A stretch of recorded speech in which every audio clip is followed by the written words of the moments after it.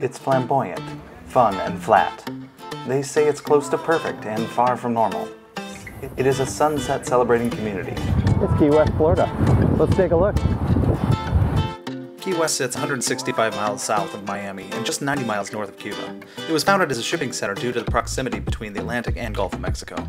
The U.S. Navy had a heavy presence ever since they were asked to rid the Keys of pirating. You need to cross 42 bridges to get there from the mainland, and the island claims the southernmost point in the continental United States.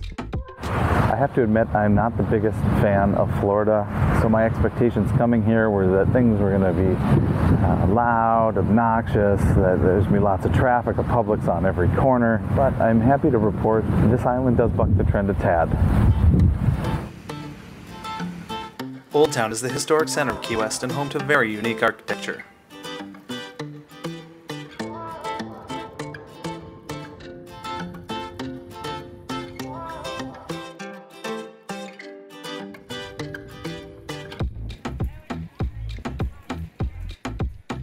Mallory Square and the Old Port host a daily sunset festival with street performers, food, and drink carts, and thousands of smartphones pointed at the sun. If you're a history buff, you can tour the Harry Truman Little White House and learn about what makes him one of our most important presidents.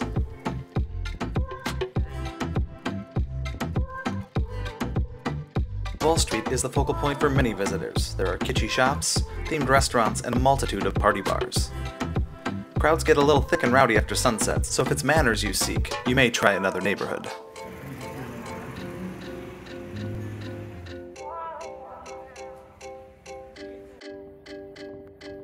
At the southern end of Duval and Whitehead Avenues is the quote-unquote southernmost point, which attracts picture-seeking crowds. Just as a review, this is not the most southern point in the US, nor is it the southernmost point on the island. So there you have it.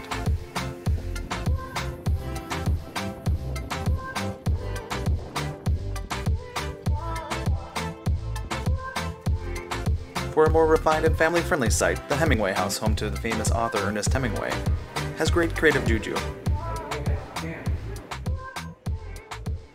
But the stars of the show are the six-fingered descendants of Hemingway's cats.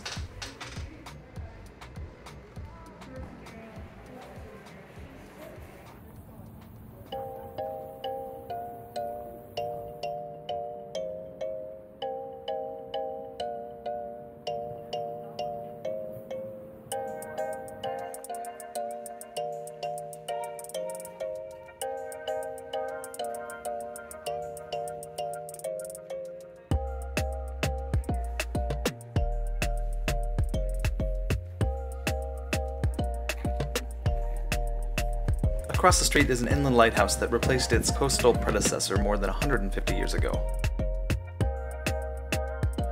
You can climb to the top and get a death-defying look at the island city from above.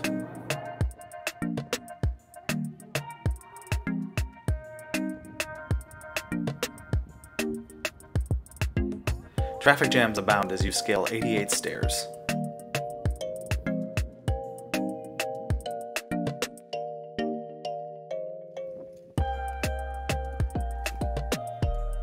Key West has a surprisingly big cemetery right in the middle of town. Entire families are interred one atop each other, building up instead of out. It is actually a quite peaceful sight to see.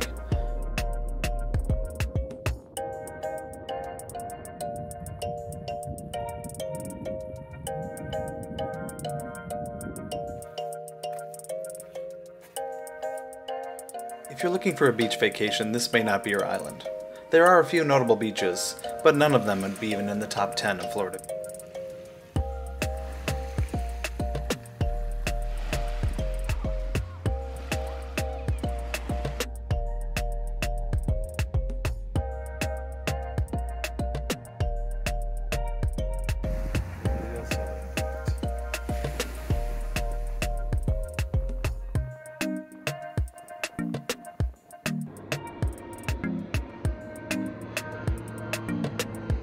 To round out your visit, you can jet ski around the island, scuba dive the third largest reef in the world, or take a romantic sunset booze cruise. What I learned coming here is there are a lot of people in Key West. I thought it was kind of a small island community. There's quite a bit to see and do here. Unlike a lot of Florida towns, this one is very rich with history. It's here for a reason. People lived and worked here for a long time without too much tourism, so it is a little loud here. There's a lot of cars, scooters, golf carts that are motorized, not electric. The airport seems to be close to everything. Flights come in over Old Town and they take off over the southeast part of the island where some of the newer resorts are.